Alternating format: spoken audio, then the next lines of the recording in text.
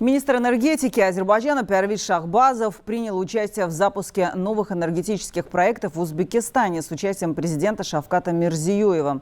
На мероприятии были представлены проекты, реализуемые совместно с Азербайджаном, Турцией, Объединенными Арабскими Эмиратами, Саудовской Аравией, Китаем и другими странами. Шахбазов отметил, что отношения между Азербайджаном и Узбекистаном вышли на стратегический уровень, а личное доверие лидеров двух стран играет в этом важную роль. Присоединение Азербайджана к консультативной встрече глав стран Центральной Азии и открытие Зангезурского коридора открывают новые возможности для сотрудничества.